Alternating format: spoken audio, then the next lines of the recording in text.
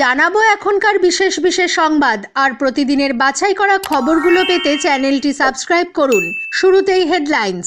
এবারে লোকসভা নির্বাচনে কংগ্রেস 40টি আসন পাবে কিনা সন্দেহ। মমতা বন্দ্যোপাধ্যায়ের এই মন্তব্যকে হাতিয়ার করে কংগ্রেসের বিরুদ্ধে আক্রমণ শানিয়েছেন প্রধানমন্ত্রী নরেন্দ্র মোদী। লোকসভা ভোটে তৃণমূল কংগ্রেসের রণকৌশল স্থির করতে 16 ফেব্রুয়ারি বৈঠকে বসছেন অভিষেক বন্দ্যোপাধ্যায়। বিধানসভায় আজ পেশ হচ্ছে রাজ্য বাজেট। মহিলাদের উপর নির্যাতন ইস্যুতে রাজ্য বিধানসভার অধিবেশন গতকাল উত্তপ্ত হয়ে ওঠে। হাওড়ায় শিল্প স্থাপনে বিপুল লগ্নি এবং লক্ষাধিক কর্মসংস্থান তৈরি হতে চলেছে বলে মুখ্যমন্ত্রী জানিয়েছেন। শেখ শাহজাহানের ঘনিষ্ঠ 2 তৃণমূল নেতার গ্রেফতারের দাবিতে এলাকাবাসীর বিক্ষোভকে কেন্দ্র করে উত্তপ্ত সন্দেশখালী। বিশিষ্ট ছড়াকার ভবানী প্রসাদ মজুমদার প্রয়াত। এবারের লোকসভা নির্বাচনে কংগ্রেস 40টি আসন পাবে কিনা সন্দেহ। তৃণমূল কংগ্রেস প্রধান মুখ্যমন্ত্রী মমতা বন্দ্যোপাধ্যায়ের এই মন্তব্যকে হাতিয়ার করে প্রধানমন্ত্রী নরেন্দ্র মোদী কংগ্রেসের বিরুদ্ধে আক্রমণ শানিয়েছেন। সংসদের বাজেট অধিবেশনের সূচনায় রাষ্ট্রপতি দ্রৌপদী মুর্মুর অভিভাষণের ওপর ধন্যবাদ জ্ঞাপন প্রস্তাব নিয়ে আলোচনার জবাবে গতকাল রাজ্যসভায় নাম না করে রাহুল গান্ধীকেও তীব্র কটাক্ষ করেন প্রধানমন্ত্রী। पश्चिम बंगाल से चैलेंज आई है कि कांग्रेस 40 पार नहीं कर पाए। मैं प्रार्थना करता हूं कि आप 40 बचा पाए। देखते ही देखते इतना बड़ा दल, इतने दशकों तक देश पर राज करने वाला दल, ऐसा पतन, ऐसी गिरावट हमें खुशी नहीं हो रही है। हमारी आपके प्रति संवेदनाएं हैं। এদিকে আসন্ন লোকসভা নির্বাচনে রণকৌশল স্থির করতে এবং সাংগঠনিক শক্তি খতিয়ে দেখতে তৃণমূল কংগ্রেসের সর্বভারতীয় সাধারণ সম্পাদক অভিষেক বন্দ্যোপাধ্যায় বৈঠকে বসতে চলেছেন। 16 ফেব্রুয়ারি ওই ভার্চুয়াল বৈঠকে উপস্থিত থাকার জন্য দলের সব সাংসদ, বিধায়ক, জেলা সভাপতি ও ব্লক সভাপতিদের নির্দেশ দেওয়া হয়েছে বলে দলীয় সূত্রে খবর। বিধানসভায় আজ পেশ হচ্ছে রাজ্য বাজেট। বিকেল 3টে বাজেট পেশ করার কথা অর্থমন্ত্রী চন্দ্রিমা ভট্টাচার্যের। এর আগে নিয়ম মেনে মুখ্যমন্ত্রী মমতা বন্দ্যোপাধ্যায়ের নেতৃত্বে রাজ্য মন্ত্রিসভার বৈঠকে বাজেট প্রস্তাব অনুমোদিত হবে। বাজেট পেশের সময় সব বিধায়ককে অধিবেশন কক্ষে উপস্থিত থাকার জন্য শাসক ও বিরোধী দলের তরফে হুইপ জারি করা হয়েছে।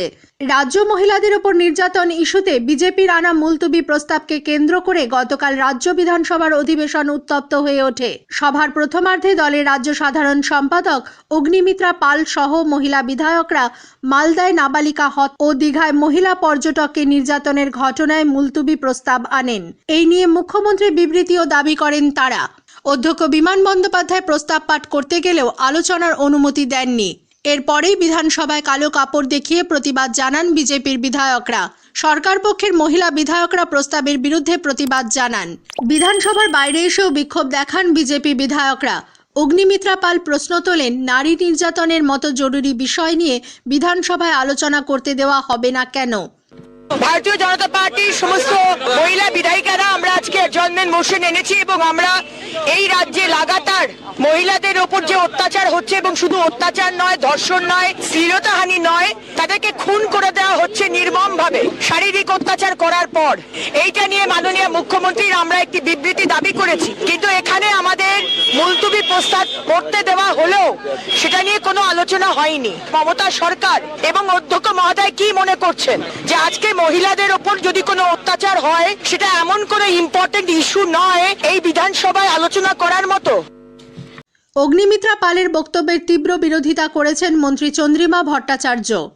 যারা দোষী তাদের দৃষ্টান্তমূলক শাস্তি হোক, এটা আমরা চাই, কিন্তু যারা এসব অ্যাডজর্নমেন্ট মোশন আনতে যান তারা কি একবার ভেবে দেখবেন না যে তাদের যেগুলো তাদের রাজনৈতিক দল যে রাজ্যগুলো শাসন করে সেখানে কি ঘটছে, সারা ভারতবর্ষের ক্ষেত্রে কি ঘটছে, ওই তখন তো তাদের কোনো ডিসকাশন এই ইস্যু নিয়ে আনতে দেখি না আমরা এখানে। অন্যদিকে বিজেপির সমালোচনা করে পরিষদীয় মন্ত্রী শোভনদেব চট্টোপাধ্যায় বলেছেন, মানুষের সমস্যার কথা বলা, সরকারকে বিভিন্ন ত্রুটি বিচ্যুতি নিয়ে আক্রমণ করা, বিধানসভার কক্ষকে ব্যবহার না করা, টিভির পর্দায় টিকে থাকার জন্য বিধানসভার বাইরের জায়গাকে তারা বেশি ব্যবহার করছে। বিধানসভা ভবনে গতকাল সাংবাদিকদের কাছে খেদ ব্যক্ত করে তিনি বলেন, তাঁর 33 বছরে পরিষদীয় জীবনে এত দায়িত্বজ্ঞানহীন বিরোধী দল তিনি দেখেননি। এত ইরেসপন্সিবল পজিশনে আমি কখনো দেখিনি। যারা বিধানসভার ফ্লোরকে ব্যবহার না করে তারা বিধানসভার বাইরের ফ্লোরকে বেশি ব্যবহার করার চেষ্টা করছেন এবং ছবিতে থাকবার চেষ্টা করছেন। অ্যামাজন ও ফ্লিপকার্ট হাওড়ায় উলুবেড়িয়ায় লজিস্টিক হাব তৈরি করছে। সব মিলিয়ে বিনিয়োগ হচ্ছে 2000 কোটি টাকার বেশি। আগামী দিনে আরও শিল্প সংস্থা এই জেলায় লগ্নি করতে চলেছে বলে মুখ্যমন্ত্রী মমতা বন্দ্যোপাধ্যায় জানিয়েছেন। গতকাল সাঁতরাগাছিতে সরকারি পরিষেবা প্রদানের এক সভায় তিনি বলেন, ডুমুরজলায় 20 কোটি টাকা ব্যয় তৈরি হচ্ছে খেল নগরী। ইতিমধ্যেই তৈরি হয়েছে ইন্ডাস্ট্রিয়াল পার্ক, যেখানে কাজ করে প্রায় 3 লক্ষ মানুষ। আগামী দিনে হাওড়াতেই 1,60,000 ছেলে মেয়ের চাকরি হবে বলে দাবি করেন মুখ্যমন্ত্রী। রাজ্য সরকারের বিভিন্ন কল্যাণমূলক প্রকল্পের খতিয়ান তুলে ধরে তিনি জানান, আগামী দিনে যারা আইএএস, আইপিএস এবং WBCS অফিসার হতে চান তাদের প্রশিক্ষণের জন্য যোগ্যশ্রী প্রকল্প শুরু হয়েছে। এদিনও কেন্দ্রের বিরুদ্ধে বঞ্চনার অভিযোগে সরব হন মুখ্যমন্ত্রী। হাওড়া জেলাতে মনে রাখবেন 6,73,000 বাড়িতে জল পৌঁছে দেওয়া হবে, নল ওয়াটার। এই প্রোগ্রামটা 75% আমরা খরচ করি, আর আমাদের টাকা থেকে যেটা জিএসটি তুলে নিয়ে যাওয়া হয় তার থেকে মাত্র 25% খরচ করে বলছে করলোকে আমরা আবার কে না বন্ধু না। প্রতিদিন জমি কিনতে আমার টাকা দিতে হয়, পাইপ যেখান দিয়ে যাবে কোটি কোটি টাকা স্টেট গভর্নমেন্টের খরচ হচ্ছে, অর্থাৎ 75% আমার খরচ, ওদের 25% খরচ। সেটাও একটাই মাত্র ট্যাক্স, জিএসটি ট্যাক্স। আমাদের টাকা তুলে নিয়ে গিয়ে মাছের তেলে মাছ ভাজা করে বড় বড় কথা বলে। হাওড়া শহরকে এক সুপরিকল্পিত নগরী হিসাবে গড়ে তুলতে বিধানসভায় পাশ হলো হাওড়া পুর নিগম সংশোধনী বিল। বিলের ওপর দুদিনের আলোচনা শেষে গতকাল জবাবি ভাষণে পুর ও নগরোন্নয়ন মন্ত্রী ফিরহাদ হাকিম বলেন, হাওড়াকে পরিকল্পিত শহর হিসাবে গড়ে তুলতে যেসব বাস্তব সমস্যা রয়েছে তার সমাধানে এই বিল আনা হয়েছে। বিরোধীদের আশ্বস্ত করে পুরমন্ত্রী বলেন, নতুন বিল্ডিং প্ল্যানিং আইনের সঙ্গে জমি অধিগ্রহণের কোনো সম্পর্ক নেই, মালিকের কাছেই তার জমি থাকবে। বিজেপি বিধায়ক অশোক লাহিড়ীর সংশয়ের প্রেক্ষিতে ফিরহাদ হাকিম জানান, বেআইনি বাড়ি ভাঙার ক্ষেত্রে কোনো রকম আপোষ করা হবে না। শেখ শাহজাহানের ঘনিষ্ঠ 2 তৃণমূল নেতা শিবুপ্রসাদ হাজরা এবং উত্তম সর্দারের বিরুদ্ধে সন্দেশখালী ত্রিমোহিনীতে মানুষ দফায় দফায় বিক্ষোভ দেখায়। তাদের অভিযোগ, স্থানীয় বাসিন্দাদের সম্পত্তি দখল করে মাছ চাষ করছে তারা, মাছের ভেড়ি লিজের টাকা পর্যন্ত দিচ্ছে না। এই বিক্ষোভের বিরুদ্ধে তৃণমূল কংগ্রেস গতকাল পাল্টা সমাবেশ করে। বিজেপি ও সিপিআইএম কর্মীদের অভিযোগ, এই সমাবেশ থেকে বাইক বাহিনী সন্দেশখালীর বিভিন্ন এলাকায় গিয়ে মানুষকে ভয় দেখায় এবং হুমকি দেয়। এতে ক্ষিপ্ত গ্রামবাসীরা লাঠি নিয়ে তাড়া করে তাদের এলাকা ছাড়া করে। তৃণমূলের লোকজন বিক্ষোভকারীদের ভয় দেখাতে শূন্যে গুলি ছোঁড়ে বলে অভিযোগ। শিবু ও উত্তমকে গ্রেফতারের দাবিতে কয়েক হাজার মানুষ ন্যাজার থানার সামনে জড়ো হয়ে বিক্ষোভ দেখান। সন্দেশখালীর ঘটনার তদন্তে সিট গঠনের সিঙ্গল বেঞ্চের নির্দেশের ওপর অন্তর্বর্তী স্থগিতাদেশ দিয়েছেন কলকাতা হাইকোর্টের প্রধান বিচারপতির ডিভিশন বেঞ্চ।